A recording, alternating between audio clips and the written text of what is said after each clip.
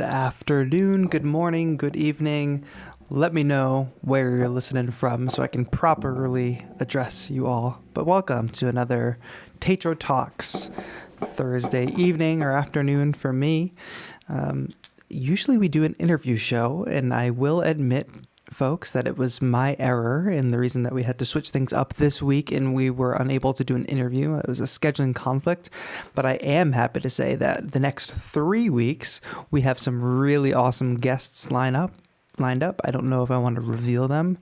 Beatmakers, live performers, Ableton folks that you will recognize, folks that you can look up on Beatport as well. 3 solid interviews lined up and some fingers crossed interviews in the future. But last week, since I was so irresponsible and today's interview kind of fell through, I decided that you also had so much fun last week with the call-in show, where if you don't know how this works, I drop the link in the chat, which I'm doing right now as we speak. I'm using a link this week, guys. Let me know if that also works.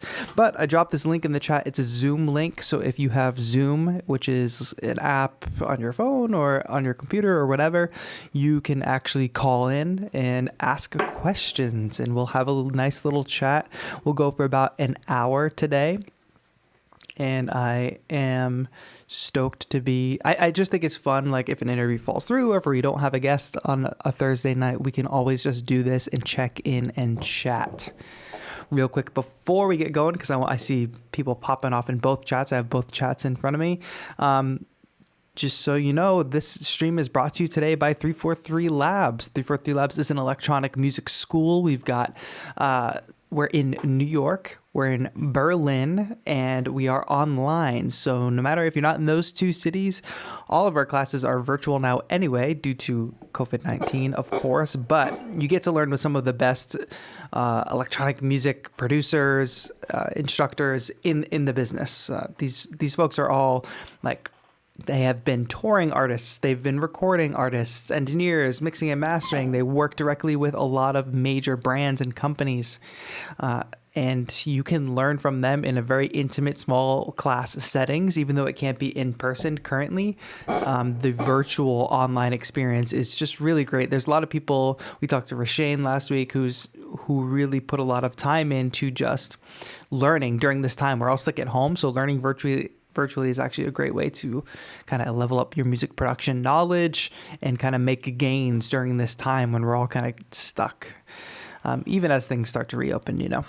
But 343labs.com, if you get a chance during the stream and you're curious and you do want to learn from folks, check out the website 343labs.com.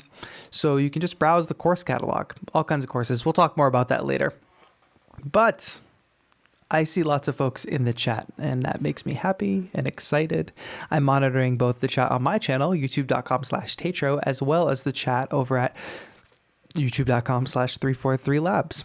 And if you're not subscribed, if you're on my channel and you're not subscribed to 343 Labs, just take a moment and go to 343 Labs on YouTube and hit subscribe. You can still stay watching on my channel if you want, but I am monitoring both chats. Chroma Beats, what's going on? Roller 8, hello, welcome. Chroma Beats says, I'm so happy since now I'm saving money to join one of 343's courses. That's super exciting, Chroma Beats. We would love to have you as a student. I'm curious, Chroma, which class are you most interested in taking? Bilal, what's going on? All right, let me jump over to my chat. Here we go. Basha is here. Basha was first today in the chat because Basha is dope. Mystery Kid Beat, what's going on? Gabu is here. Hello, Gabu. Carlos is here. Marco, Antonio, Nishark, Bueno, D. Marin, James Fox. James Fox has a logic question if anybody can help. I cannot help because I'm not a logic person. Nishark already said hi. Sky Silver, what's going on in Washington, D.C., East Coast? That's where I come from. Not D.C., but the East Coast. Hey, my dad is in the chat, folks. I think he beat my mom to being on the stream today. So watch out. He's coming for you. Daniel Ebrath, hello. Nice to see you. Gandalf is here. 1 a.m. in Germany. Thank you for staying up and hanging.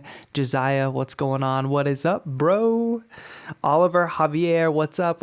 Marco, Micah Taylor, what's going on? I think I'm caught up. TS Projects, what's going on? TS Projects, that's Thomas over in the 343 chat. Tyra, hey, what's up? Tyra, I don't normally see you in the live streams usually, but I see you in the comments all the time. Thanks for tuning in today. All right, stoked to get started. We actually already have a few people in the waiting room with the calls, but let me just review this one more time. Hello, Brian. Brian just jumped in the chat. Review some things real quick. So if you want to call in with some, creative questions about being motivated as a producer, about branding and marketing yourself, about controllerism. Try to call in with things that you know that I might be able to answer. Like, for instance, of course, there was a logic question posed to anybody in the chat. And if you do use logic, I'd implore you to answer James Fox's question. But if James Fox called in and asked me about logic, I wouldn't really know the answer to the question. So keep that in mind when you call in with the questions. You don't have to be on video. Actually, you won't be on video. People will only hear your voice, so no worries on that. And do make sure you lower the stream volume when you call in. That way, it doesn't bleed into the stream. It's an echo. It's a whole thing. And the stream is on a delay, so look out for that. But I will be talking to you in real time. If you have questions and you don't feel comfortable calling in, some of you are younger and you're not necessarily allowed to call in, feel free to type them in the chat because I will take questions in the chat just as much as I will take them from the calls. I have two Carloses in the waiting room for the calls, and it's funny, but a Carlos Osorio had called in first, and then I will take calls in the order in which I receive them. So we'll go with Carlos, then we'll go with Luis, and then we'll go with Carlos Pineda. I am very stoked. So, shall we dive into calls? I'm excited. Let's do this. Oh God, I almost clicked the remove button. All right. Whew. That was a sketchy one. All right. Carlos O is joining, and I'm excited to hear Carlos's question. Thank you all for tuning in. It's a Thursday, evening or morning for some, and I'm stoked that we can all hang. Carlos, you're on the air, I think. Can you hear me, Carlos? Or it switched to Dan. Now it says Dan. I'm very confused. Dan, who just joined, is muted. Maybe Dan's name is also Carlos. Dan, can you hear me? Nope, muted again. We're gonna go ahead and put Dan. It's so confusing. It said Carlos. Hello? Hello, how's it going? Is your name Yes. Dan or Carlos? Can you hear me? Oh. We're going to go ahead and put this person back into the waiting. Hello, can you hear me? Oh, seems like it's a problem with the connection. Yes. I'm going to move you back into the waiting room for now. And I'm going to take the real Carlos Pineda. You're in. You're on. Let's see how this works. Gotta love this bumpy start we're starting with. And usually by default, folks, it will mute you automatically when you join the Zoom. So just be aware that you might have to unmute yourself when you jump in for the first time. But Carlos Pineda, you're on the air. What's up, Carlos? How are you? Hello. Where are you calling in from? Can you hear me? Yes, I can hear you loud and clear. Can you hear me? Check 1, 2. Oh, maybe folks can't hear me. Maybe that's the issue. Hello. Hello, you can hear me? Yeah, I can hear you. All right, perfect. Whew. All right, you're the first caller, technical first caller. What's going on? Where are you calling in from?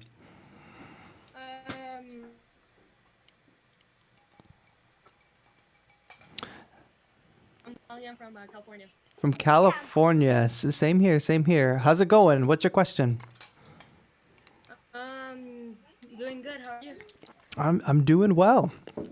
I just want to make sure we get your question in because there's a little bit of a connection issue, I think. But jump right in. Let me know. Okay.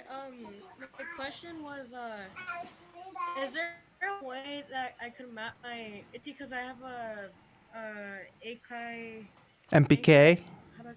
Yeah, Akai MPK Mini, Yep.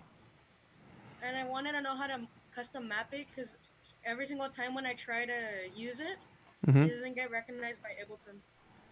Right. So you're using Ableton Live. Have you set it as a control surface in your preferences? Well, I tried that, but it doesn't show the mark.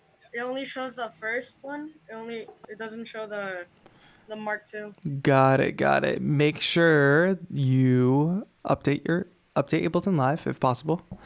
Um, and then also in the left hand side, it might say MPK Mini. It might say MPK Mini Mark II as a control surface. If it's not there, you do need to update Ableton Live. If not, actually setting it as like a MPK Mini Mark One might still work. I've cranked the volume, my friends. Sorry, Carlos. I'm just talking to the chat. I've pumped the volume, folks. Let me know if that is better on the call volume. But Carlos is asking about mapping his Akai MPK Mini, and I think a lot of you have questions about mapping controllers, and everybody skips this step. So first of all, make sure your DAW is updated. Then you want to go in Ableton Live, go to Live, Preferences, link in MIDI. And then there's 3 columns, control surface, input, and output. And in that column should be your controller. Actually, Carlos, in the control surfaces menu, there's only MPK Mini. There's no MPK Mini Mark II. But what you need to do is in control surface, you set it to the MPK Mini, and then in an input, select your MPK. When it's plugged in, it should say MPK Mark II. And select it as an input, select it as an output. Make sure track is turned on, and make sure remote is turned on, which will allow you to custom map it beyond just how it's automatically mapped. Did that make sense? Yeah. Cool. You got the whole family in the background, huh? Yeah. Sorry. Please tell your family I said hello. I hope everybody is staying safe. And I hope you're not going crazy stuck at home with the fam. Yeah. I hope you're staying safe too. Thank you. I hope you call in again soon. So if you still run into issues or get confused, tweet at me or hit me up on Instagram, and we'll see if we can solve the issue for you. But I think you should be off on the right foot if you follow those directions. Okay. All right. Have a good one. You too. Peace. All right. We did it. Oh, we have lots of folks in the queue for the call. We're going to try to get this Dan character back in here. Dan, you got one more chance. I'm calling on you. My mom has jumped in the chat. My dad beat her tonight, so my father was in the chat before my mother, which is crazy. Never happens, but that's fine. I guess my mom just has to step up her game, I guess. Dan, let's give this a second shot. And James Fox in chat, looks like Nassim Ali is answering your questions, so check the chat. Dan, can you hear me? Dan. Hello? Hello, Dan. How are you? Dan. Hello? Dan, I'm sorry. It sounds like you either have me muted or you can't hear Hello? me. Hello. I think it's delayed. Make sure you're listening on Zoom and not on YouTube, Dan. Hello? All right, Dan, we got to have you try to call in next. Yes. Oh, yes. Hello? Hello. All right, Dan, you got to call in next time, my friend. It's not working out. Make sure you're listening on Zoom and not on the YouTube chat. We're going to bring in Luis next. Next call. Joseph McCaffrey in the chat. It's coming for Linda. What's up, Luis? Welcome. You're on the air. Hello, can you hear me? I can hear you loud and clear. Where are you calling in from, Luis? I'm calling from Mexico. Mexico. Greetings. How are Yeah. things? Are you staying safe? Yeah, we're safe.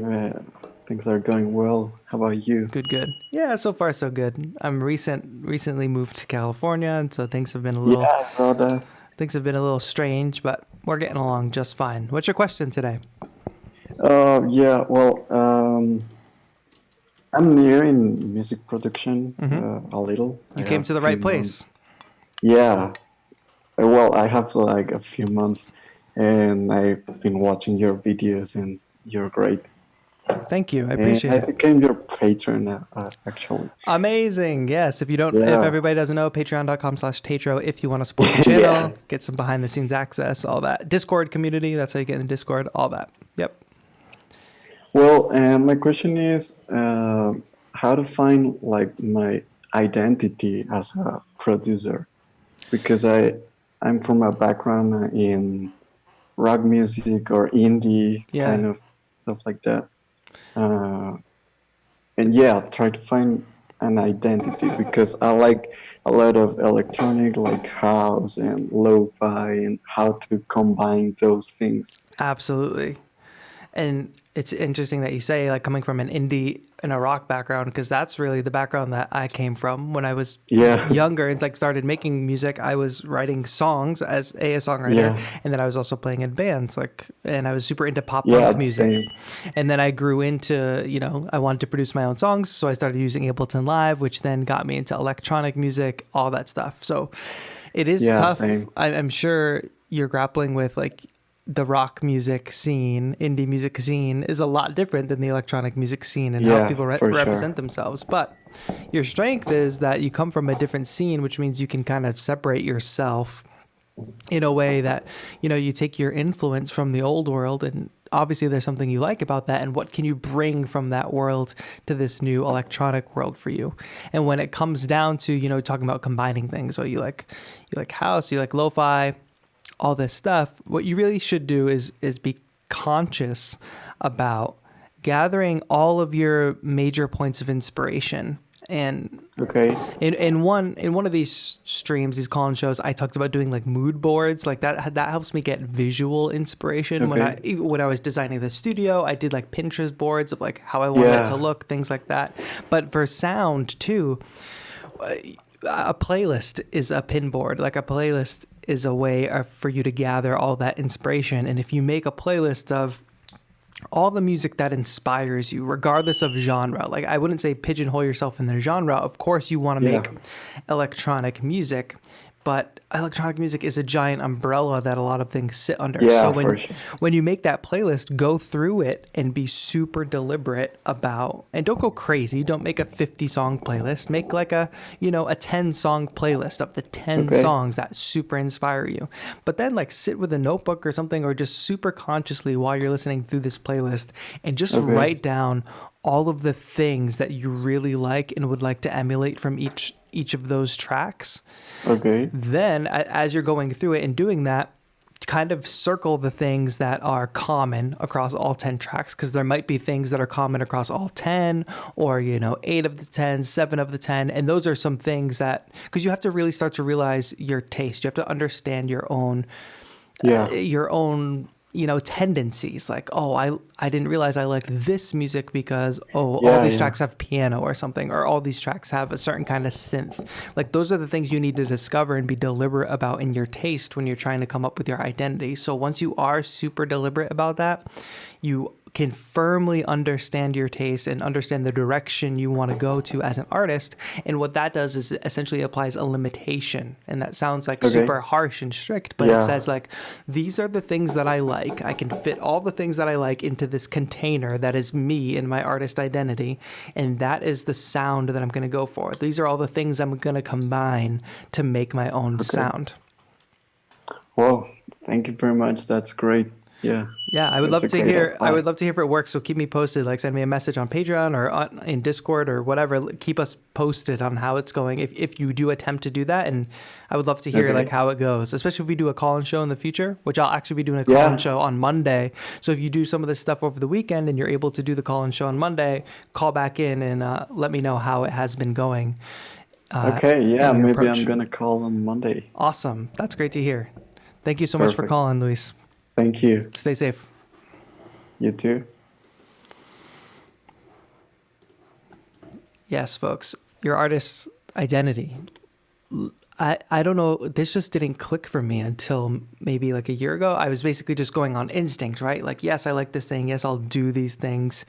But I wasn't being super deliberate about it. I was being more, I don't know how to describe it. More just kind of going on instinct, which means things all kind of gel together. But when you start getting deliberate about it, that's when you can really start to make things happen. And that's when, for me, I saw a lot of growth in my channel and, you know, in my following, because I was trying really hard to be deliberate about, okay, this is who TAETRO is as an artist, kind of looking at yourself from the outside in, you know, that kind of thing.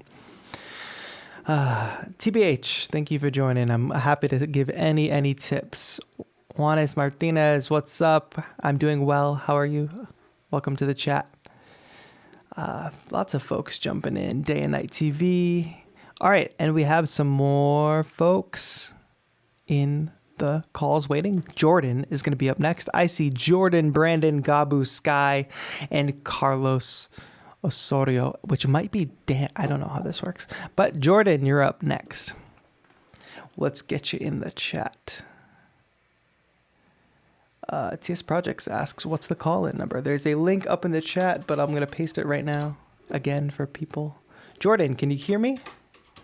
I can. Can you hear me? I can. Welcome to the stream. How are you doing? I'm doing awesome, man. Thanks for having me. Of course. Where are you calling in from? Florida, actually. Florida. Nice. Are things maybe not nice. Are things going well in Florida? Actually, not as bad as people think. It's still pretty sunny down here. It still rains randomly down here, and you know, everyone's still staying pretty safe. Yeah. Good. Like other states around here. Very good. Cool. What's your question today? So it's kind of like a 2-for-1. So for me, I feel like I'm at that stage where I'm kind of moving from beginner to intermediate, and I kind of wanted to know, you know, like with all kinds of like plugins that are out there and stuff, what are some plugins that you use in a sense? Mm-hmm. And what do you think would be like a really good asset as a plugin, as well as maybe like what are certain plugins that are really good for the specific genre that you're in? So like a buddy of mine, he says you need to really get Serum, and one guy's like, you know, no, you need to get Nexus. And so like if there were like some plugins that would be really good to start with, like instrumental plugins to be exact. Okay. What do you think would be good for someone who is still a beginner moving into that intermediate field? For sure.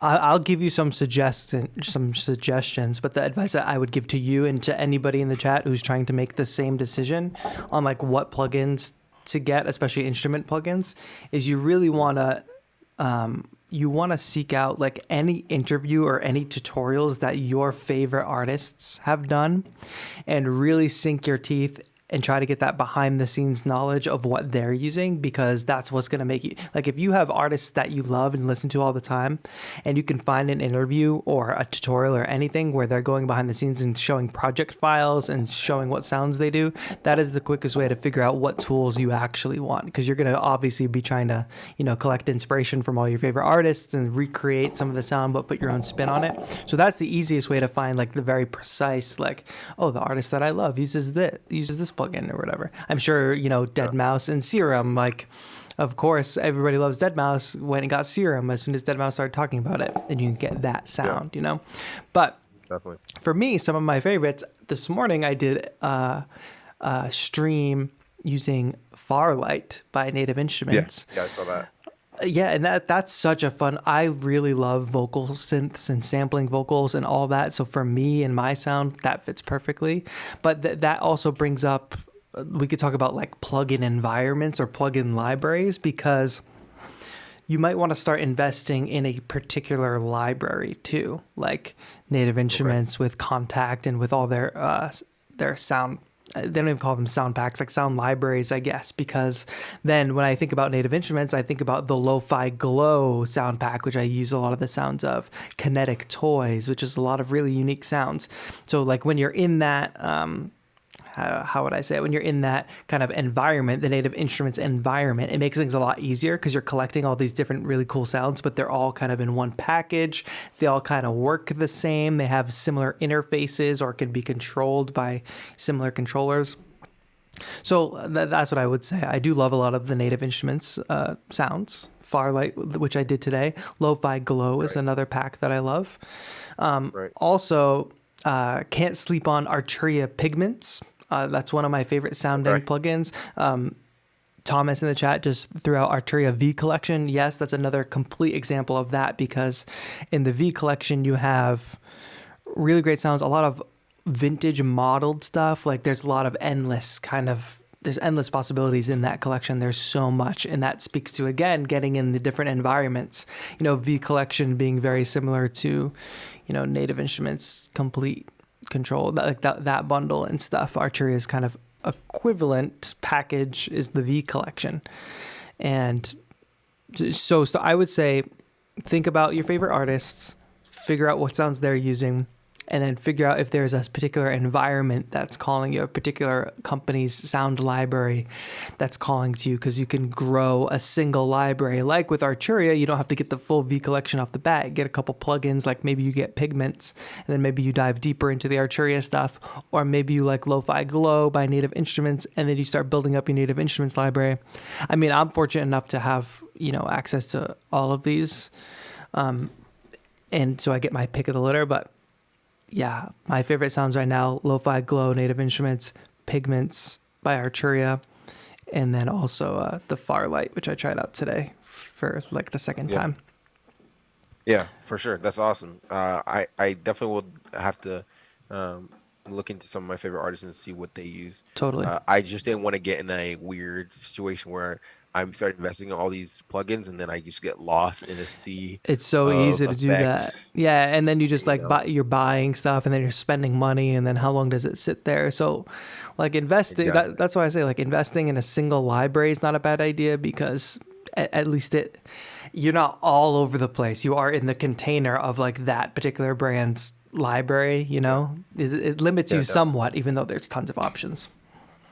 Awesome, definitely. Thanks, man. Thanks you so much for calling in. Have a good one. You too. Chat, let me know before I take this next call. Why don't you all type in your favorite plugin that you're using right now?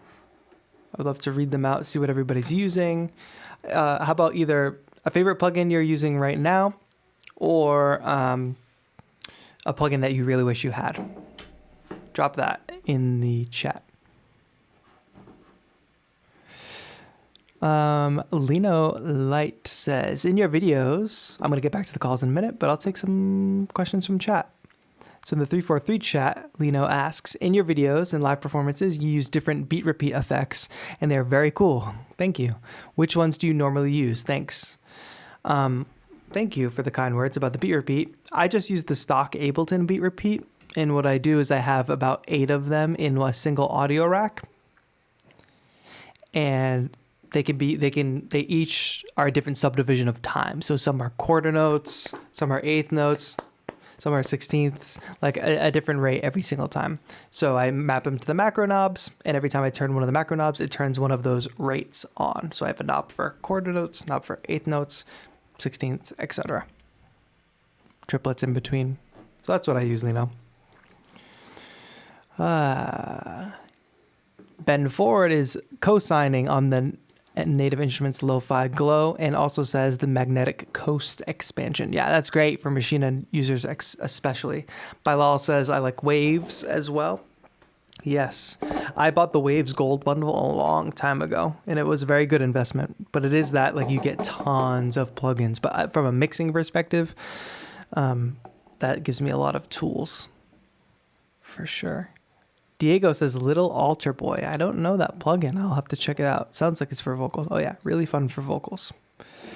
Elijah Brittingham says, I've been using the Drip plugin. Has a nice lo-fi setting. Good to know, good to know. Juanes Martinez says, I really like Operator. Nice.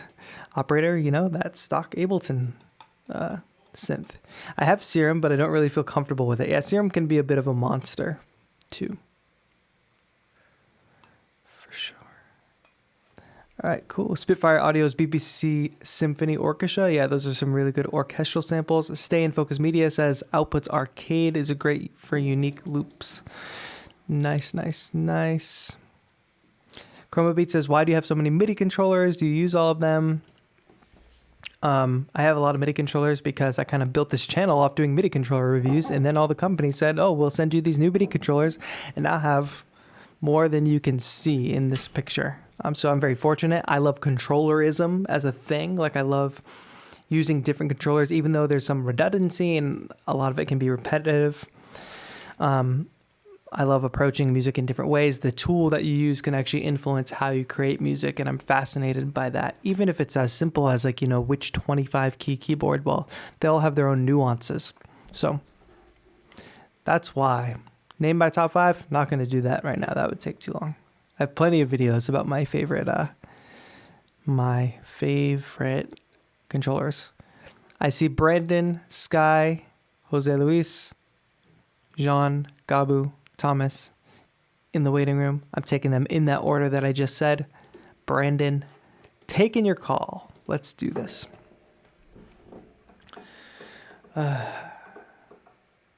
Mike Dillon says, thinking I might need Waves Ovox. Mike, Waves Ovox is dope. I have it. I bought it. And it's just great. It's so much fun. Brandon has a cool avatar on Zoom. That's what I like to see. A little anime character. Potentially some type of raccoon bandit animal. Hi. Hi, Brandon. Can you hear me? Yes, I can hear you. Good to hear from you. Where are you calling in from? I'm from Mexico. From Mexico. We've had a lot of callers from Mexico today. It's interesting. Yeah, I saw that. What's going on? What's your question today? Well, little background. I'm a beginner. Mm-hmm. I started being interested in making music like September last year. And from now on, I've been learning a lot of stuff on Nice. the internet.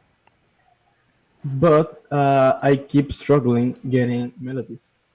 I like using samples, but I also would like to make my own melodies, but I really struggle doing that. So I don't know, maybe an advice on how to come up with melodies or something. Yeah, take some. I'm sure we talked about this last call-in show too, but the struggle with beginners trying to learn music production and making their own music is that you try to learn the technology side and then you try to learn the music side all at the same time, and they're both very deep topics, and you kind of have to get good at all of them to make something that sounds good. So I think it sounds to me like you've put a lot of time into the technology part, like using the DAW and using all that. And it sounds like it's time for you to take some time and learn some music theory, which kind of sounds boring. But the reason go ahead. Oh yeah, because you're struggling with melodies, and what's behind every good melody is understanding what key you're in, understanding phrasing, understanding the chords that you're playing over and what notes work over that chord and what notes don't work over that chord. And that's all music theory related. And if you wanted to just dip a toe into those waters without it being like too boring, I would find a couple songs that you really, really like and learn to play the melody to those songs, not even the chords, just the melody, the top line, the singer or whatever. Play the melody on the keyboard or learn to, and you will start to feel the ergonomics of playing melody. You will start to feel the shape of the phrases, the call and response aspects. And you will start to notice patterns if you learn enough melodies from songs that you like. Now, that's kind of like a back-end way of getting into music theory. Then I would just do some deeper digging on the internet and tutorials and look into a little bit more music theory stuff so that you can get some of the technical knowledge, because that will much better help you understand in a firm way how to make melodies that sound a bit better. But it comes down to like phrasing, not being too complicated.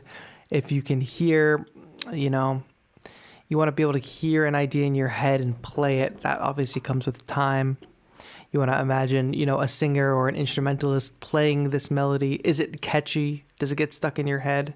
When to stop? Again, that goes into not making it too complicated. Call and response. So you set up one line and then another line answers it, another melodic line. Motion, direction, like these are all things. Like I had the benefit of going and studying music in college, and like even though learning some classical stuff was very underwhelming and very like disappointing, you do learn a little bit about just rules of melody, like very, very rudimentary rules of melody. And that information is out there. Like people have been doing that since, well before we were making electronic music is in deciding what a good melody is. So the information is definitely out there. It might not be in the context of electronic music, though a lot of it is, especially if you go to Theory Thursdays with Max Wild every Thursday at 1 p.m. EST on 343 TV. He teaches a lot about music theory every Thursday. And then we have class on music theory, obviously. But yeah, my advice to you is start diving a little deeper into music theory. The easiest, most accessible way to do that for you and learn about melody is to learn some of your favorite melodies, play them on the keyboard, learn enough of them so you start to notice patterns and you can start to recreate, certain styles on your own with your own musical ideas. Well, that's a really good advice. Thank you. Thank you so much for calling in, Brandon. Yeah, and I will be on the university studying music production, but this COVID-19 thing happened, so I'm stuck at home. Are you doing online classes? No, because my first class will be like in August, but it's been delaying since like May. And I don't know when I will start. I see. Well, if whatever happens, if you really want to get that degree, if you really want to go the higher ed route, and stick with it and get with the delays, that's cool. But if you want to just go to 343labs.com and take a look at the classes, because we're not delaying, so we're still delivering courses. And the thing is, like, our teachers have been doing it for a while. Like for a lot of universities and colleges, this is new to them and it's going to be a subpar experience. And I can guarantee you courses at 343 Labs, there's value in them. So they're priced accordingly, but they're a lot cheaper. Like you will learn so much more than going to a 4-year program and spending much, much more at like a university. But just something to check out, 343labs.com. If you get anxious or you want to take a class in between when your actual university starts, you'll be one step ahead of the game. Something to think about. Yeah. I'll definitely check it out. Thank you. Cool. Thanks so much for calling in. Have a good one. Bye.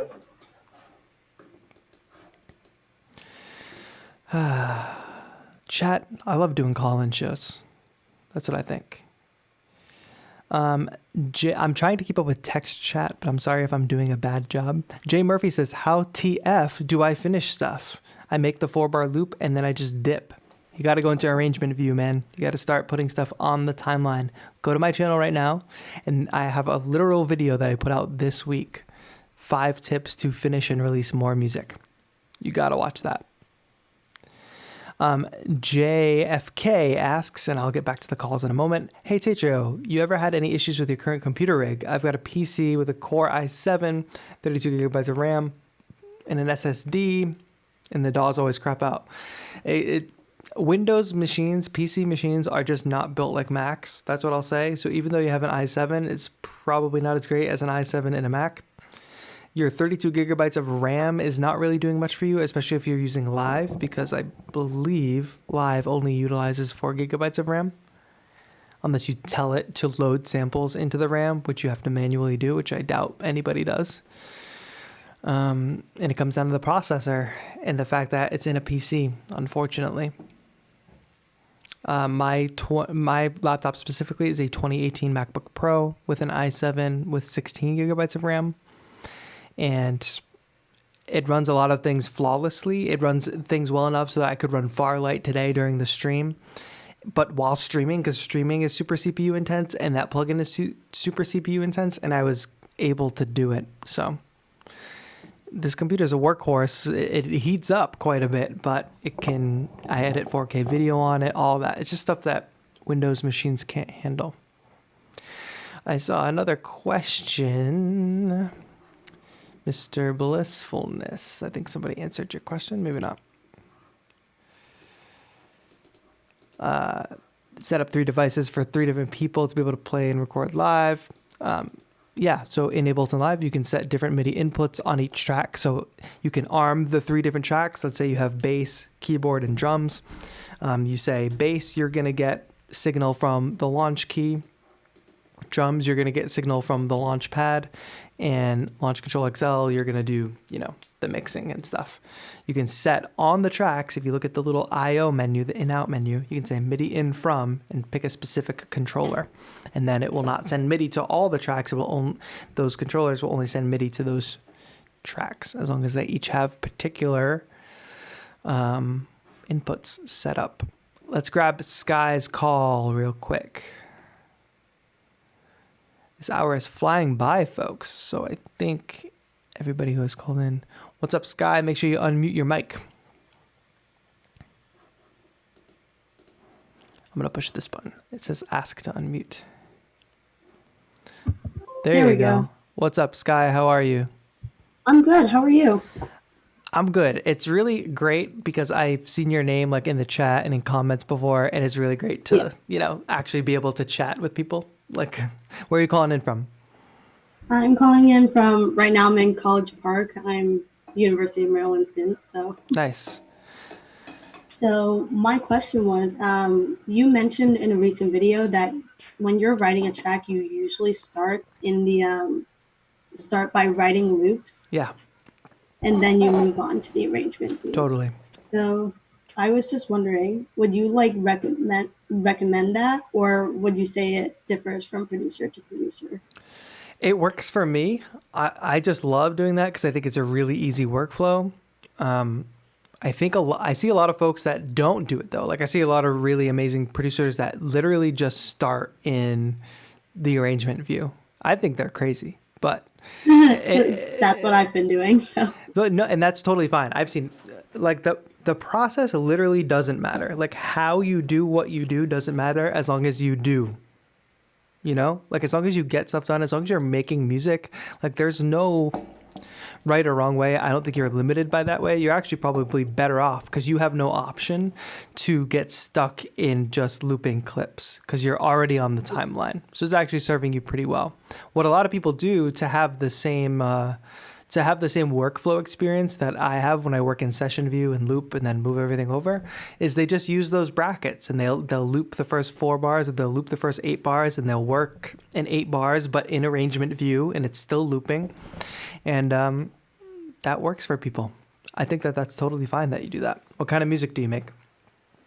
I'm kind of working in electronic right now. I'm toying around with a lot of different things. But I'm kind of new to this. Yeah. So.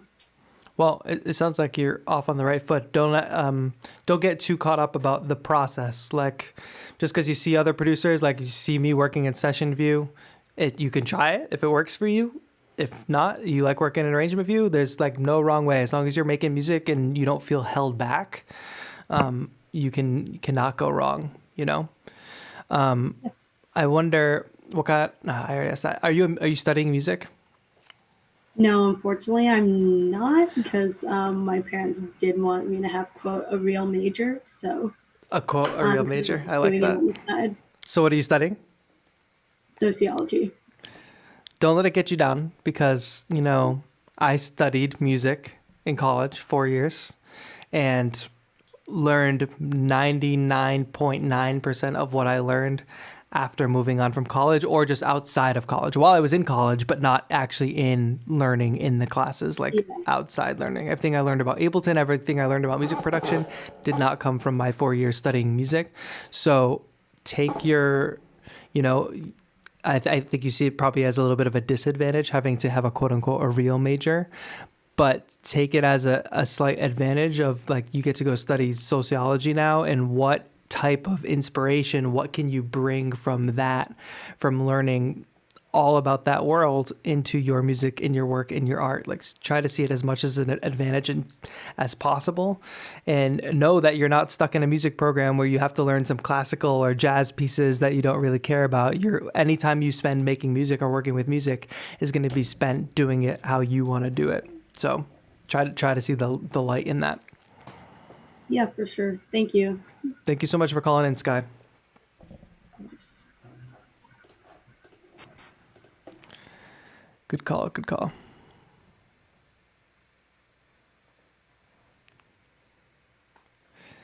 Joseph McCaffrey put a very funny quote. For those of you who don't know, Joseph McCaffrey is my best friend and roommate. He put a quote that somebody said to me when I used to work as a dishwasher in a kitchen. Quote was, I was going to study music, but I decided to study psychology so I could do something with my life.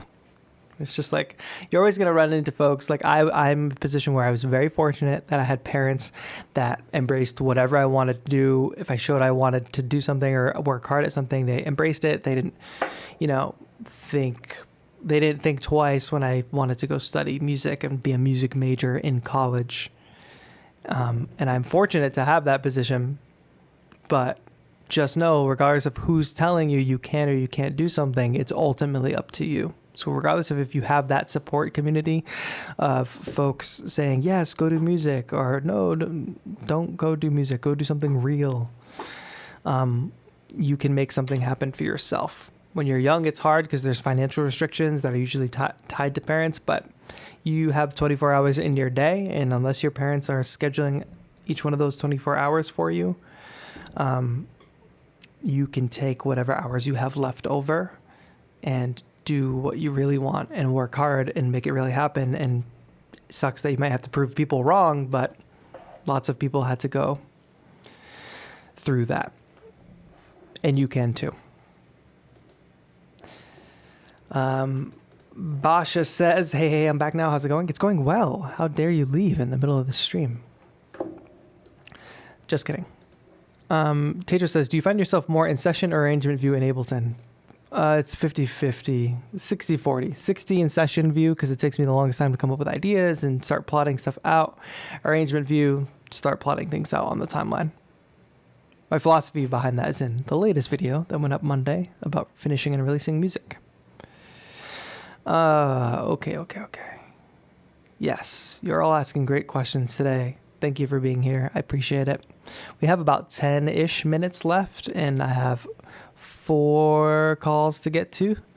So hang tight, folks. I'm going to answer those calls. I just want to mention one more time that we're brought to you today by 343 Labs, which is an electronic music production school.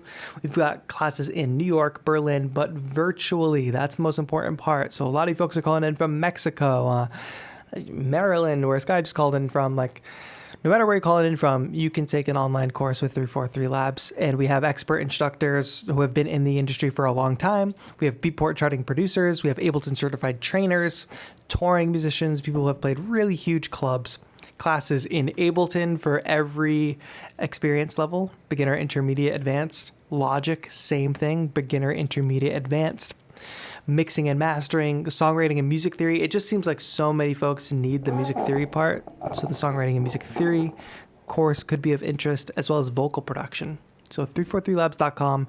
We have summer immersives starting soon. We have one happening right now. You can even shadow a class if you want. Classes that are in session. If you're interested but not ready to click buy now or add to cart, go to the website 343labs.com and sign up to shadow a class or audit a class, we call it. And you can sit in on one class and see how you like the learning experience. You might as well take advantage of auditing the class because you might learn something in the class. And you might say, hey, I'll take a course. So 343labs.com if you can. I would appreciate it. Axe, thank you for tuning in. See you later. Thank you. Juan for real says we want to see a studio tour. Yes, I can't really do it right now, but I'm going to make a studio tour video very soon. Let's get on with the calls. Gabu. Let's get him in. Carlos Moneda is back in the chat. How many beat ideas daily do you drop or trash? I rarely do that, GCD, actually. Gabu, hello. How are you? Hi, Nick. How are you? I'm good. How are things going? I know you were playing guitar a couple days ago. Yeah. Are you taking lessons again, or are you just playing on your own? You're teaching yourself with some YouTube stuff? Actually, I had a background, like a little background. I used to play from 8th. I had some issues. I stopped it. Then again, something like that. So right now I'm planning to buy a new guitar. So it's coming maybe on Monday. So I'm trying to learn new stuff and all. Nice. Very cool. You got a question this week, or are you just calling in the chat? Yeah, no. Actually, I had a question. So I was trying to use a DAW for my MIDI keyboard. So I started with FL Studio initially. So I had some problems. It showed me some issues in my laptop. Yep. So then I switched it to Ableton Live Lite. Like I was using all the free versions because I was not able to afford for them. For sure. So then the Ableton Live was kind of very, it's kind of disturbing. I didn't understand many things in that. It was like It's a little I didn't complicated. understand many things. Yeah, it was a bit complicated for me. So I thought if there were any free DAWs which were little, easy to access and all. It's tough because right now the point that you're at is you want to make music, but you don't have the knowledge of the programs, and you want to make electronic music specifically. So my biggest, the only thing I could recommend for beginners is that you start working with some apps, because apps are very, like mobile apps, and iPhone and iOS has the best selection, I would say, because apps have like very contained purposes, whereas like DAWs are huge and they have lots of things you can do in them, which in a way makes them very complicated. One thing I also will say is that Bitwig, which is another DAW, it's not free, but it's definitely cheaper than Ableton, and there's a free trial. So you can use the free trial of Bitwig and just try it out. But what I thought was really awesome too is Bitwig has this feature built in that is essentially like a built-in manual or a built-in tutorial that pretty much for any aspect of the DAW, you can click a little help button and it will break down the parts of the DAW particularly for you so you can read about it and learn it. But I will say, I know a lot of folks are looking for like an easier way. But if you are, if you're really serious about learning music and music production, it's not going to do you any good to just use something that's easier right now in the moment. You're much better off just putting the time in and learning the very, very basics. Don't go ahead of yourself, because you're not going to make a multi-platinum record as soon as you open a DAW. You might have to make some crap first. You make a lot of crap first. We all do. You'll learn the DAW though. You'll learn it. You'll learn it from a beginner level, and eventually your skills, whether you have musical skills that are here and your DAW skills are here, those will eventually, cross paths. You might want to improve your musical skills, and then your DAW skills surpass them, and then you improve your musical skills. You continue on that process. So it's two suggestions. I said Bitwig because they have a really good built-in tutorial system and they have a free trial. That said, it's not going to get easier. So if you are serious about creating music and being a music producer, making music, take the time and look up some straight up beginner tutorials from zero. Don't try to jump ahead and learn the hard stuff first, or else you're just going to get discouraged. There really is no shortcut you can take unless you're going to download, GarageBand is the most accessible that you can use on an iPhone, an iPad, on a Mac, whatever. But not everybody has Mac, so those are my suggestions, Gabu. There's no easy way about it. There's kind of easier options, but eventually you will have to put in some work and learn something, It's just like learning the guitar. Guitar is hard at first. Yeah. It hurts your hands. You don't even want to pick it up. Do you get like a kid's guitar so that it doesn't hurt your hands as much, but then it's not going to sound as good once you learn to play guitar, like that's the same. No, you build up the strength build up the strength in your fingers. That way, like, you don't have to worry about it down the road, and you already have a decent guitar that you can play on. And you don't buy a cheaper guitar to start, or else you're gonna get discouraged about the sound and the playing. Mm-hmm. That's actually correct. I was even thinking of another question. Go ahead, if you don't mind.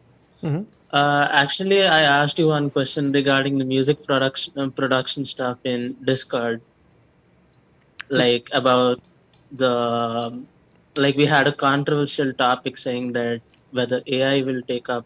Oh yeah, artificial intelligence. Yeah, so I was thinking if it was real, what will be happening to music producers who are doing the people who are beginning right now, at a point of time where AI will start taking up things. it's a really interesting point. So what Gabu is talking about, folks at home, is artificial intelligence, right? So right now, I've seen this in action. We have not only artificial intelligence that can create sounds, so it can recreate like a piano sound or recreate an already written piece, but now we have AI that can not only recreate sounds, but it can create original music. And I've heard this already. I've heard an upright piano recording that sounds like an upright piano that was just recorded in a room that sounds completely natural, playing a piece that I thought already existed. But not only did the AI create the upright piano sound based on information it had, but it also created an original piece. And I don't know if this is true. I don't want to spread misinformation, but when you think about the whole lo-fi hip hop scene, there's folks speculating that there's a fair amount of, lo-fi hip hop artists on these radio stations and on these channels that don't actually exist and are just created by AI. And the AI is so smart, it can very easily create lo-fi hip hop.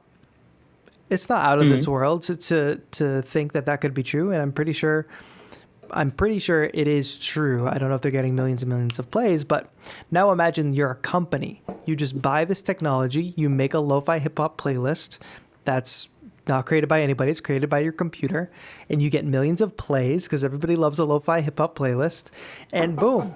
So the problem that Gabu is talking about is now what does that mean for the actual music producers? And my only theory, and if you've seen Blade Runner, if anybody's seen Blade Runner, this is how this plays out. They get robots that look just like humans, that act just like humans, all that. But what becomes very valuable is like proof of humanity. So in the movie Blade Runner, humans get real animals like pets. And because and this is going to make sense for music in a minute, I promise. But they get real animals and they get pets. And the reason for that is because if you're a human and you have an animal and you can care for it, that's like showing your human element, and pets become like at a premium. Like real animals become very, very expensive because of this. They become a hot commodity. So what I think is as AI develops and grows, there will be the crowd that can't tell the difference between AI music and actual produced music. But then there will be a crowd that actually demands music made by humans and wants to go to concerts with music performed by humans. And that could actually, just like the pets in Blade Runner, become a premium. If, AI music becomes commoditized, then people will start demanding actual humans more, and it actually might raise the value of music actually created by humans. It also might change genres. It might change how what our expectations are. What can a human do that a machine can't? And those lines might start to get blurry, but there will always be some type of separation. So that's kind of my thoughts on it, Gabu. Yeah, I appreciate that. Thank you so much for calling in, man. I'm going to be back with Mentor Monday on Monday. So if you want to call in then again, get a question ready.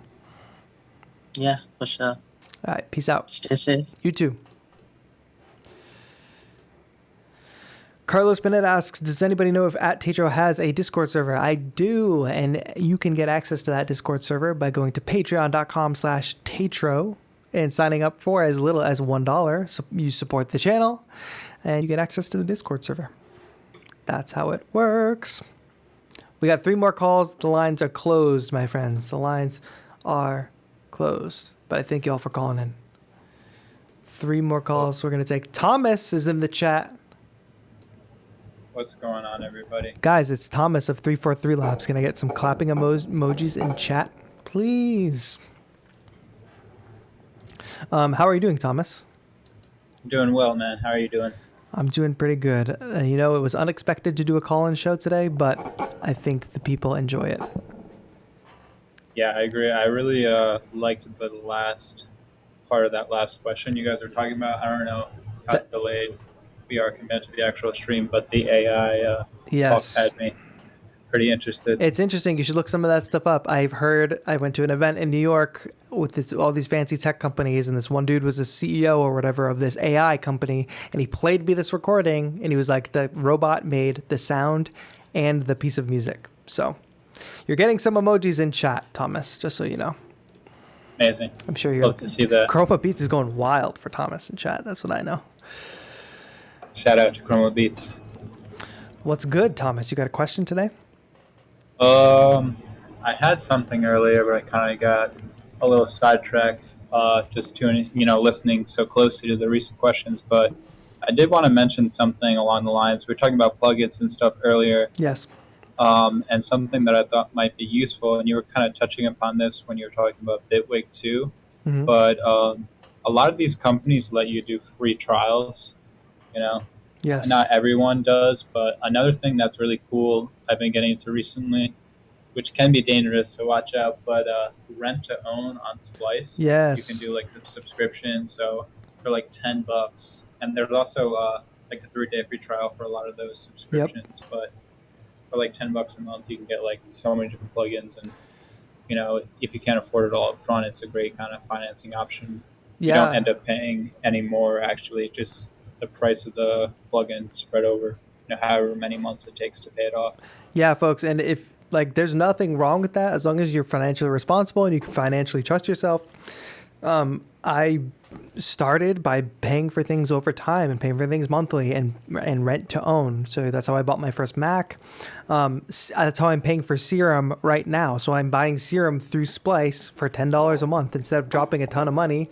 I already pay for Splice, but then additionally I wanted to try Serum. So I did a 3-day trial. I liked it. And then it just is going to start charging me $10 a month, which means eventually at the end of however long it is, once I pay off Serum, it'll be paid off. And then but I have Serum in the meantime. So I didn't just drop a ton of money. I could have, but I didn't. But I still have access to Serum. I can start making music now. And the free trials, don't sleep on the free trials, because I heard a rumor that Ableton's free trial got extended to 180 days. I don't know if that's confirmed. Yeah, I think it was like if you had it already, Oh. it automatically got extended. I don't know if you sign up now how long it is, but either way, amazing job. Yeah, regardless, Ableton started with a 90-day trial. It started with a 30-day trial. They upped it to 90, and then I think some folks have access to 180 days. So don't sleep on the free trials. It's a good way to test if you're actually going to use something, because if at the end of 30 days, if you're not using something too much or you don't feel like using it too much, it's probably not a good investment. Yep, exactly. So I did think of one question for you. Let's do it. It's a bit of a more, I guess maybe a little philosophical, but so as you know, I'm not necessarily a beginner producer, but I'm nowhere, we work alongside a lot of really talented producers who are super advanced. So I wouldn't put myself in that category either. But when it comes to content creation and that whole side of things, which I think is increasingly more important for musicians, producers, artists these days, I consider myself very much, in the beginner realm. So I'm curious, like along your journey with music and content, how did you kind of decide, when to focus on what? And I know that, your content plays into a big part of your music following, but did you consciously decide, hey, I'm going to do content? This is a conversation me and TAETRO have a lot, working alongside him, but I'm curious, did it kind of decide itself that you were going to kind of take a heavy focus on the content? And, obviously you're still doing music throughout that whole process, but how does that kind of weave into each other? Yeah. So when we would not be having this conversation. I would not be with the channel and audience that I have today if I did not start making, video content, specifically video content, and building up an audience and building up a community around me as an artist, and then also providing educational value. Like, this following would not exist. It's so much more of a lottery and a gamble to say, I'm just going to make music and I'm just going to put music out and hopefully somebody finds it, or hopefully I get signed, which is like a pie in the sky idea in 2020. Of course, people do it. People get discovered. People get signed. People go touring and stuff. But for me, I saw this pathway that, well, first of all, I liked teaching anyway. So I liked sharing knowledge. And I liked making electronic music, and I wanted to fuse those two things. So I took my Galaxy Note 4 and I shot a video, 3 tips for the Launch Key Mini. This is on the Launch Key Mini Mark 1.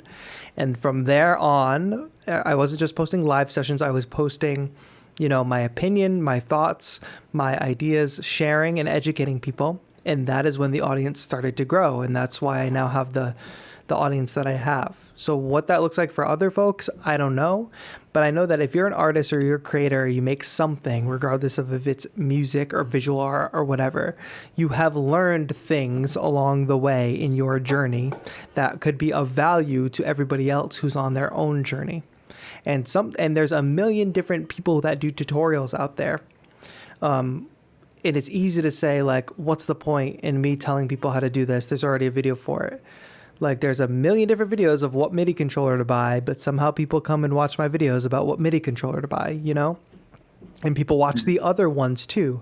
Sometimes it's about just you saying things the way you say them appeals to a certain segment of an audience better than another person. Because we're all human, we all relate to different people in different ways, and you could just have that way of relating to people that some people like, that maybe people who watch your channel wouldn't watch my channel, vice versa, or maybe there's crossover, who knows. But it's always worth sharing your knowledge, and I think we got to get more in the tradition of folks just being more open to also teaching. I went to school with a lot of music majors that just refuse and looked down upon teaching and helping educate other people, when music is a tradition. Like, music is a tradition that used to be just passed down generation to generation, and not actually, you know, artists over here, teachers over here. I like to think of myself as in the dead center, because you have a lot of teachers that can't make great music, and you'll have a lot of musicians that can't really teach that well. And if you can fit somewhere in that dead center and just learn to share and communicate your ideas, it makes the world a better place, because you're sharing your knowledge with people, and artists can get better, and we can have more great artists and more people learning and more people with knowledge out there. And like, it just feels good sharing your stuff. And then from your artist point of view, people are way more likely to go listen to my music after they watched a thing, after I just helped them choose a piece of gear or showed them how to make a certain piece of music, than they were if I was just, you know, SoundCloud producer XYZ. You know, there's a big difference. It's like people get to know you. That's why content matters. Definitely, and I think that going back to what you're saying about sharing, you know, your ideas and what you've learned is like, especially in today's day and age with all the technology, I think that kind of harboring your ideas and harboring your tricks and stuff is kind of all out the window, because, you know, you get everybody doing these live streams, Kenny Beats, all these people Totally. essentially giving away, you know, all their gems for free. Absolutely. Which I think is creating a really cool time in music where everybody's kind of working with a lot of the same tools, and a lot of the same knowledge is out there, and it's really on you to go out there and execute, versus, you know, 10, 15 years ago, there was so many more barriers, as you know, to kind of get yourself up and running. And there are no secret recipes. As much as people, that's a very beginner like mindset that people have, is they think, oh, if I share how to do this, then somebody else is going to do it, and then my thing won't be so cool anymore. Well, guess what, folks? I make really cool hologram videos on Instagram. Some of you might see them. And you know what I did? I made a tutorial on how to make your own hologram videos. And you know what I don't see very much of out there on Instagram? People making hologram videos. I see a few here and there, but it's not like those people's audience exploded after they started making hologram videos and then my audience went away. A, your audience isn't going to go away because somebody else starts doing the same or similar thing. And B, sure, other people went and made their own hologram videos based on my tutorials, but did they have an audience that had this connection with them because they helped them pick a piece of gear or learn how to make a piece of music?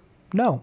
So it doesn't happen like that. There are no secret recipes. You're totally right, Thomas. Like, people on videos and live streams all day sharing secret sauce, quote unquote, secret sauce, like how to do stuff, very like professional level advice and knowledge being dropped daily, but people don't take it.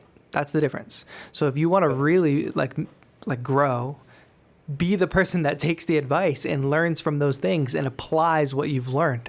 Because like you said, lots of people going out there and giving out free advice, and not lots of people, a minority of those people are taking the advice. So that is how you succeed, is by being in that minority of people that actually take the advice and apply the knowledge. 100%. And to kind of spring off of that, the live streaming and all that, don't forget to check out 343 TV. That's right. 343 TV. Every day we are streaming live. New show tomorrow, Thomas. And you know what I realized? I didn't change my end screen before I went live. Oh, that's all right. We can, give you guys the details in the chat, maybe, or should we do it here? Yeah. Why don't you start typing in the chat, and I'm gonna get ready to take the next call, and I'll quickly explain it. Okay, sounds great. Thank you for calling in, Thomas. Thanks, man. Talk to you soon. Talk to you soon. Yeah, guys, new show tomorrow at 1 p.m. EST with Abe Duque. Abe was doing a Bitwig show, but we're switching things up. He was doing Bitwig Basics. We're going to keep on with the Basics branding, but actually his show tomorrow is going to be starting a new series, 4 sessions. The next 4 sessions are going to be hardware basics. And Abe is going to be giving us a look at the 808 tomorrow, as far as I know. Thomas will type some more info in the chat, which I think will be fun. I'm stoked that people are still hanging in the chat. Josiah, I see that you had to leave. Thank you so much for hanging out. Gabriel, glad you could make it. Don't worry, this stream will be available later for you to watch. Thanks everybody for hanging. We have 2 more calls. Let's go ahead and try. This says Carlos. Is this Carlos from before? Is this F in the chat? Hello. Connecting's audio. Don't worry, you can't hear me yet. Hi, Carlos. Hello. I can hear you. Carlos, were we on the phone earlier? Yes, my name is actually Dan. Hi. Hi, what's up, Dan? How come your Zoom thing says Carlos? My dad uses Zoom. I actually don't. I only talk to my friends on Google Hangout, not Zoom. Well, I'm glad we could make this work. Welcome to the stream. Hello. Hi. How are you? Can I ask how old are you, Dan? I'm 11. 11. Are you a young budding music producer? Yes. I actually recently bought the Launch Key Mini Mark III. Yes. And I also just started making music about a month and a half ago, I guess. Amazing. But I want to know, how do you get inspiration for music? Because I find beats and I make a drum beat and then maybe a lead synth, but then after there I don't know where to go from. I don't know what to do next. For sure. What do you use? Are you using Ableton Live to make music? Yes. And are you asking? So you're looking for inspiration. Okay, I kind of get it. You don't know how many layers to add, like when to add more parts, things like that. Yes. And I'm using Live Light. Nice. Yeah, there's plenty of selection in Live Light. The advice I would give you is advice I gave to somebody else earlier today, and it was in a different context. But you listen to a lot of music, I assume. Yes. What do you use, like usually. YouTube, Spotify? What do you use to listen to music? YouTube and sometimes Spotify. Not much, mostly YouTube. What you got to do, and this takes a little bit of time, but you got to just listen to, make a playlist with all that music that you love. Make a playlist with 5 songs that you love. Start with 5 songs, and really just sit with a notebook and write down the different elements of each song. Like if you hear a singer in one song, cool, right? Singer. You hear a bass in one song, bass. Even take one of your favorite songs and see if there's a tutorial on how to make it, or see if the producer has a tutorial on how to make it, so you can see how many different parts they have. Because usually producers break down different parts of tracks so that you can actually see, okay, there's a keyboard sound here, then there's a bass, then there's a lead. You can also think about it. I don't know if you listen to any bands, like rock bands, but I come from a rock music background, and it's very easy for me to think about beats in the same way that a band would approach music, right? You have your drums, you have your bass, you have a guitar, and then you have a singer, right? So the drums is obviously your beat. A lot of the times the bass line is, laying down the bass of the chords. The guitar is usually playing chords, so that's your chords, and the singer is the melody on top. So if you divide things into those 4 categories, drums, bass, chords, and a melody, which is the singer on top, that is a good place to start. But of course, a lot of the tracks that you listen to probably have more than 4 tracks, more than 4 instruments. Yes. So start finding creative ways to fill out those different parts. So maybe that means your drummer is not just one drum track with a kick and snare, but maybe it's also a shaker loop or a shaker pattern. Okay, so that's drums. Chords, maybe you have a keyboard sound that's somewhere in the high end. Maybe you have a synth pad sound that's somewhere in the middle, and then maybe you have a more traditional, keyboard sound, and that makes up your chords. And then your lead, your melodies. Maybe you have one lead playing a melody, but some songs are duets and they have more than one singer. So maybe you have a couple different synths playing melodies or taking turns playing melodies. And then with the bass line, usually you just want one bass line. But think of it in those 4 pieces and figure out what you can add to each of those pieces. So within those 4 pieces, each one of them is like an umbrella, and the drums can hold, shakers, kicks, snares, hi-hats, claps, all that. The lead can hold a lead synth. The lead can hold a vocal sample. And then the keys can hold a number of different types of sounds. But think of it in those 4 big branches and how to fill out those branches. And don't be afraid to stop. Constantly think about your listener. This is how I really approach it, is think about your listener, and is your listener going to get bored? So is there something happening along the way, every 4 bars or so? Something new happening, and new can mean something new comes in or something goes away so that the section sounds new. Is there something to keep your listener interested, or is it repetitive? If it's repetitive, it's time to either add something new or take something away and switch something out.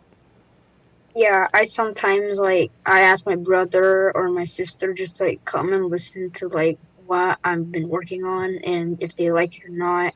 And if not, maybe I change up the lead. If not, I try maybe a different drum loop.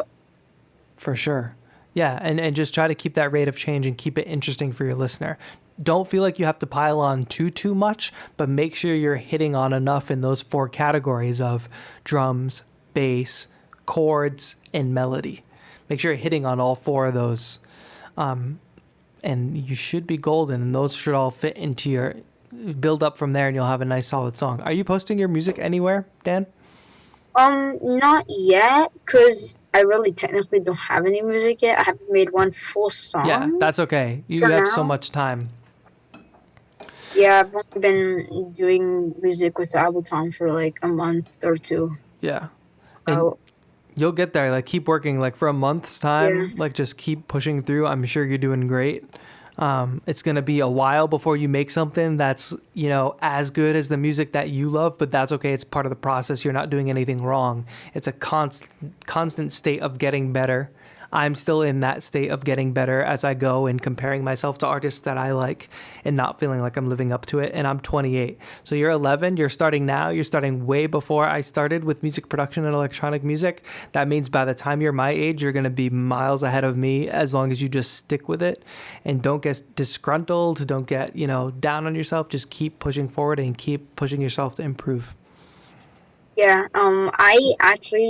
because I actually don't want to study music when I go to college, but I want to study chemistry, but Nice. I still want to have music as a hobby or something. Of course. I do. There are very many even famous musicians that studied something completely different in college and went on to lead very successful musical lives. But even if you don't, if you're saying that now and you understand yourself at a young age, and this might change as you get older, your priorities will change, your interests will change, whatever evolves. If you're just always very honest with yourself about that, hey, I just want this to be fun. I want this to be a hobby. I like music. I enjoy music. I don't want it to be my career. If you have that thought, then that's totally okay. And you can enjoy music just like the rest of us, enjoy making music just like the rest of us. And it's a pressure-free environment that way. It's really healthy. Mm-hmm. Yes. And also, I just really quickly wanted to ask, I started making music with Ableton, and I've been looking at the live performances you've done with the launch key, because that's the only controller I have for now, and I've learned a lot, but I want to know more. So I don't know if you have any time, like around next week or this upcoming week, maybe to teach me live, maybe. Let's set up a lesson. I think that's a good idea. But get your dad's permission first. Yes, I can get my dad right now. Not right now, not on air. Okay. But Okay. what I want you to Sorry. do is get your dad's permission and have him Yes. send me an email at taetro.music@gmail.com. Give me a second. I have my notebook right here, actually. Music notebook. Say it again. Taetro, so my name, TAETRO. Dot, so a little dot. Music. Yeah. Say it again. Music, MUSIC. This is a real test. Music. Sorry, I write slow. That's okay. At gmail.com. Gmail.com. And I have a Gmail, so. Perfect. Yeah. Have your dad, you and your dad can shoot me an Yes. email and say, hey, this is Dan, and this is Carlos, Dan's My dad. real name's Daniel, but Daniel. everyone calls me Dan, so either Okay. way. You shoot me an email and we will set up a lesson for next week. Thank you. Thank you so much. No problem. Tomorrow I can't though, but It's any other okay. day I'm free. We'll set something up. You make sure you send the email. Can you show me what you Okay. wrote down so I know that it's written correctly? Mm. And then I lost the if you find page. me on Instagram or Twitter or whatever, in case the email doesn't go through. Lower. Yes, there you go. TAETRO.music@gmail.com. Yeah, at symbol, not the word at. Yeah, I know. Yeah. I don't know that symbol for some reason. Dude, I'm stoked. I got to take the last call though. So we will make this happen. You send that email, okay? Yes. Okay. All right. Peace out, dude. Bye. Y'all, we did F in the chat for Dan, but Dan Dan came through and crushed it, folks. Technical difficulties. This dude's. I have adults calling into this show that call in, have technical issues, and don't call back. But you know what Dan just did? Called back, stayed in the waiting room, and is getting himself a free lesson. So there's that. If you're interested in lessons, we can all, of course, do one-on-one lessons. But you got to go to patreon.com/Taetro and sign up for the diamond tier, and you got to pay. Not everybody is this 11-year-old kid who just sat in a stream. Like if you're over the age of 11, you should be looking at this kid like, wow, this kid just sat and figured out his Zoom situation, made it work, got on stream, shot his shot, and made it happen. So he's going to get a free lesson with me because I think that's dope. So patreon.com/Taetro if you want to purchase a one-on-one lesson. But that dude's getting one for free because, you know, he's 11, he's got a launch key, he's super articulate, he's stuck with it, he's working on his own, and you can tell that he's willing to work hard. One more call for today. Jose Luis, let's get in it.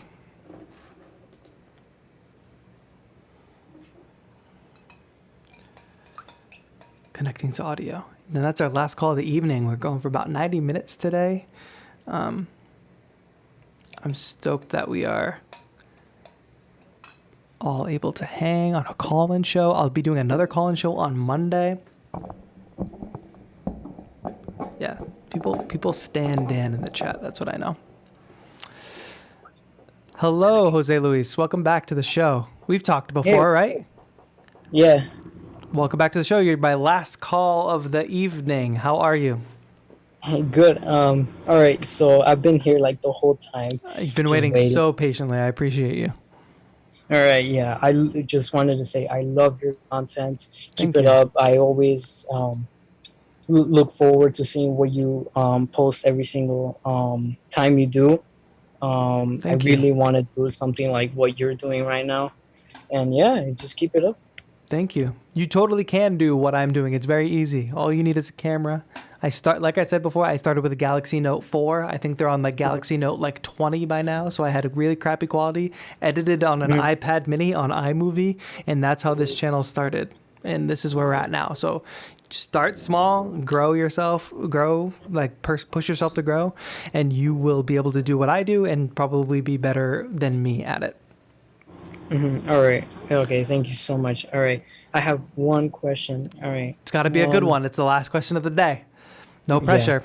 All right. So for my personal experience, um, so I'm like I don't have that much like money, so I want to like grow within my music skills, and so I always like try to practice as much as I can, and so like I can get even better and better and better, Great. and I want to like make a living out of it, but I'm like starting at zero.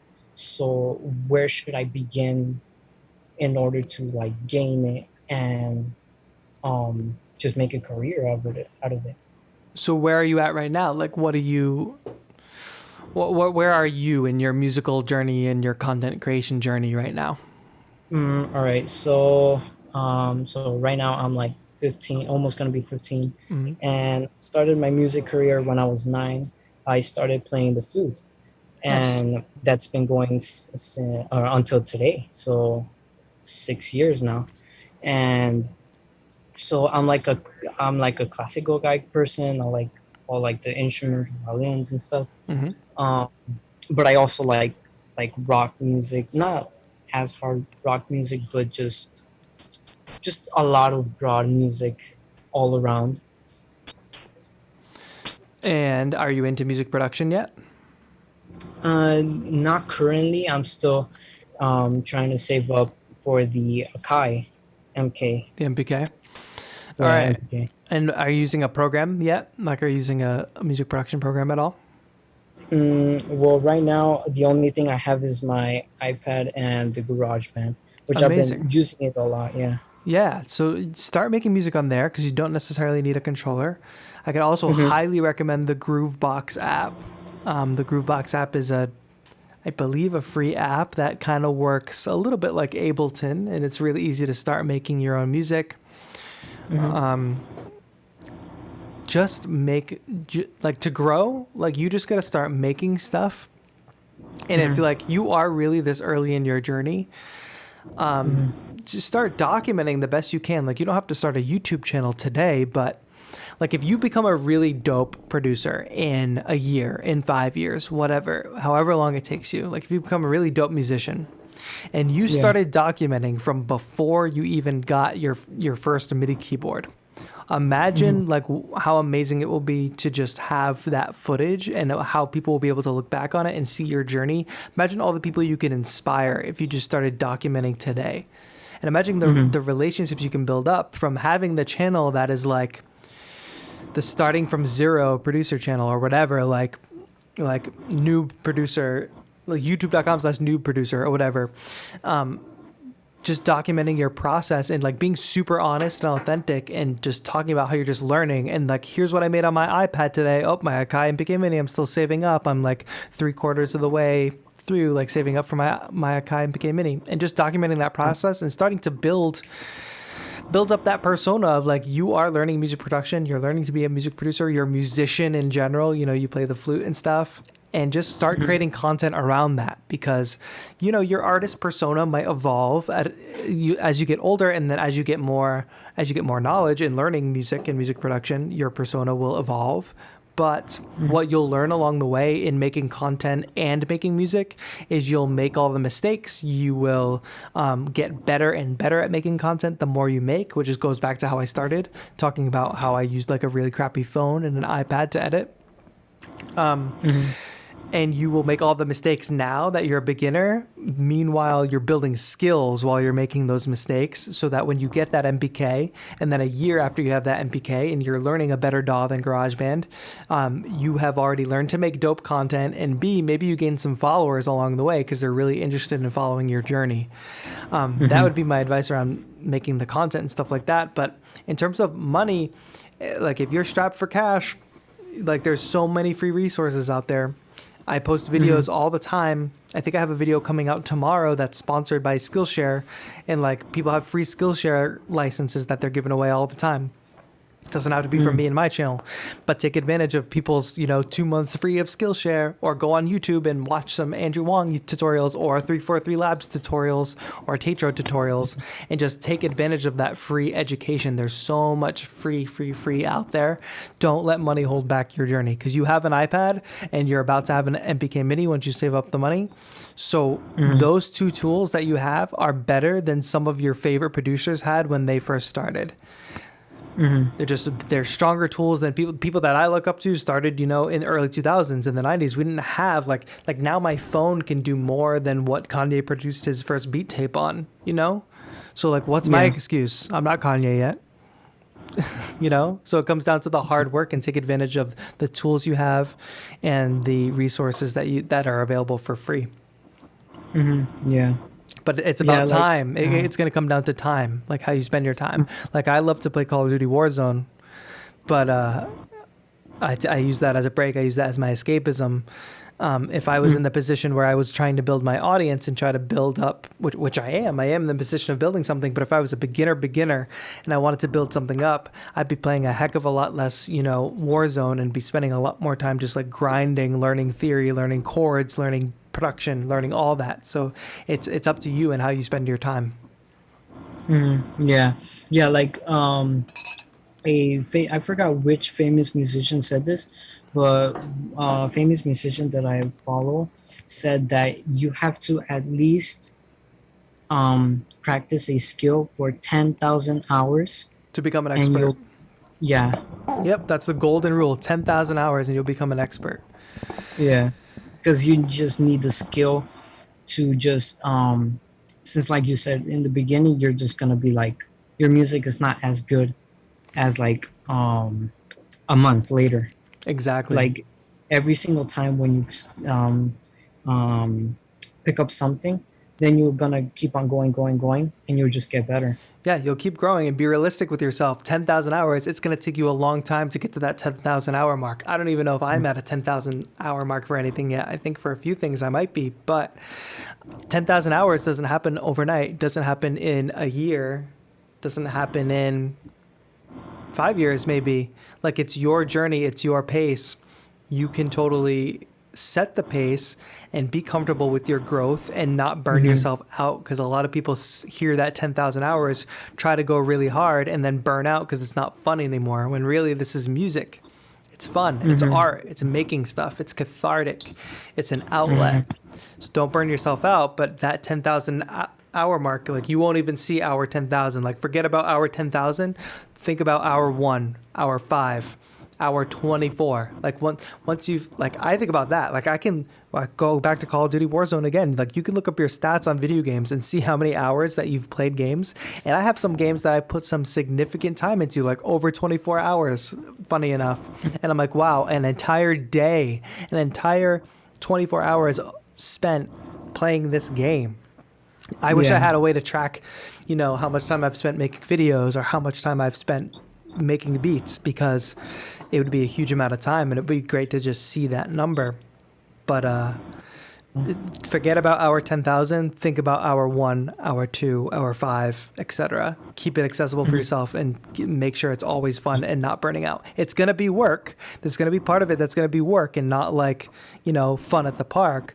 But the journey of learning, despite the fact that it's being work, should not make you hate music. So as long as you avoid that at all costs, you will enjoy what you're doing, and you'll be a better music producer and musician for it. Yeah. All right. One little question. Take it away. Would you ever consider doing any giveaways? I do giveaways on the channel all the time. I believe on Monday I have a giveaway coming up for a microphone, but stay tuned, because I have some gear that I'm making videos for that I will have a giveaway for. So stay tuned. Make sure you follow the channel, turn on notifications, because there are I haven't done giveaways in a while, but I'm doing giveaways in a much bigger way in the next couple months. So stay tuned. Yep, I'll be notified. All right, perfect. Thank you so much for calling in. Right. Thank you so much. Yeah. Have a good one. You too. Folks, that's going to be it for tonight. We went for what, like 90 minutes almost? Jeez. My throat like literally hurts after these. I'm going to answer these text questions really quick. TAETRO, I learned a lot today, even though I didn't get to call. Next week I will. Great. I'm actually going to be live again on Monday for Mentor Mondays. So that is a perfect time to call in. Monday, just make sure you're subscribed and notified about the channel because I have to pick the time still. But Monday.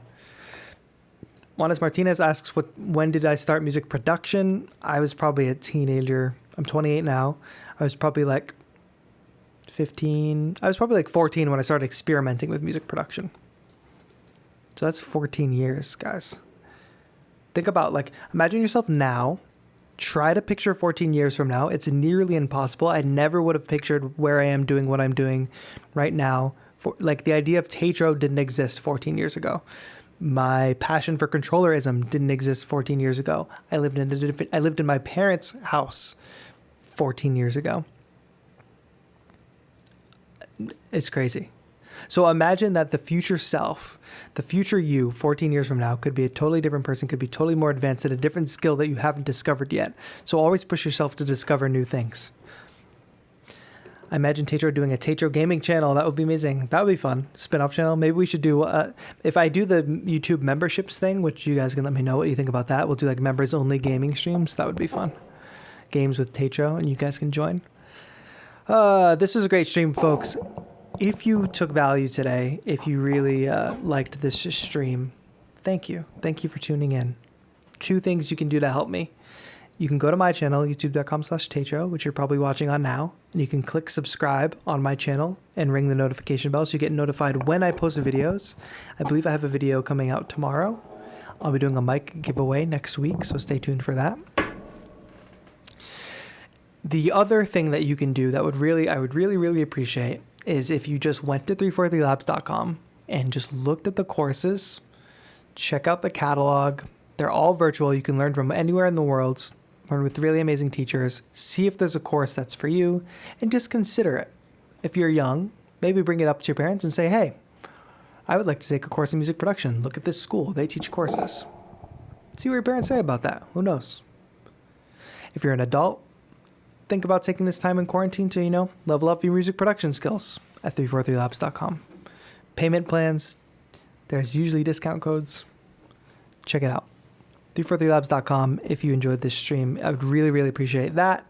Visiting the 343 Labs website and checking out and hitting subscribe on the channel. Tomorrow on 343 TV will be Hardware Basics with Abe Duque at 1 p.m. EST. Tune in for that on 343 Labs YouTube. Go over to YouTube and do that. I know a lot of you are watching on my channel. I appreciate you all. Thank you, Ernie. Thank you, Tyra. Thank you, Carlos, Juanes, Popsicle. Thank you, Mystery Kid, Jose Luis, Sky, Gabu. Everybody who called in, Sky Silver. Thank you. Tommy, appreciate you all. Everybody who called in, Mr.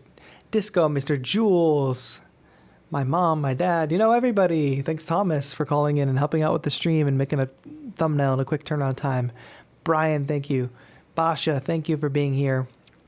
Josiah, thank you. Gabriel, I'm sorry if I missed your name. FUTCCHDB, thank you. K-Dog Beats, thank you for being here. I'm sorry if I missed your name. There's too many names. I gotta start not getting over my head. Please, 2 things you can do to help me. Subscribe to this channel. 79% of my watch time comes from unsubscribed viewers, so I would really appreciate the sub.